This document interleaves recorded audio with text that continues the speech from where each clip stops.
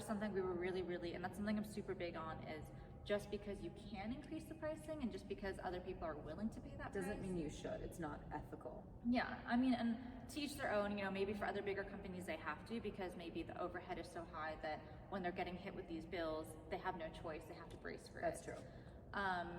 But for us, I feel like, you know, we are, you know, a family business. Like, we don't have this crazy funding coming in from any investors to just bail us out. Like, we have to weather the storm, but part of it means we have to weather the storm with our clients. Yeah. So we made sure, and it's kind of like when people are like, what are we gonna do? What are we gonna do? Because the situation, Yeah. we would get the updates from our like freight forwarders being like, the situation is very fluid. Hourly updates are to be expected. We will keep you as updated as we can. That's so funny. It was hilarious because I'm like, we've never seen this before. It's just so all over the place. It's funny because it really reminds me of 2020, and there was this one freight forwarder that we worked with, and every time he sent you an email, he was like, the world is at its end. Basically, it was so dramatic. It was so dramatic. But I mean, like, it felt that way, right? Yeah. Because when you're in the thick of it. Yeah. Well, because especially when you think about the fact that people don't realize that when you get these bills, you pay right away. It's not that, oh, once a client pays me my 10% increased price, now I get to pay the government. It's like, no, if I have a $50,000 container coming in, I now have to pay an additional $5,000 to the government right away. Yeah.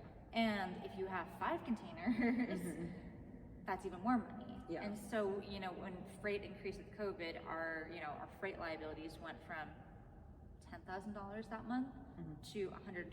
That's crazy. In a 30-day time period. And again, how do you eat that cost? You have to pay for it up front. Yeah. So that's what people don't understand, is that it becomes more of a cash flow issue in one sense, as opposed to like a profit margin. Right. You know, and profit obviously loss with issue. like a small business like ours, like a boutique business, like it's not like we are out buying private jets with that like money that we're putting on our materials. It's like everything is locked in the inventory. Everything is locked in the inventory, and everything goes back to our team. It's like we have, I want to say, about 15 team members now, and so we've really been able to grow with a second location in Utah, and every single team member is so important to us, and so we want to make sure that they are taken care of.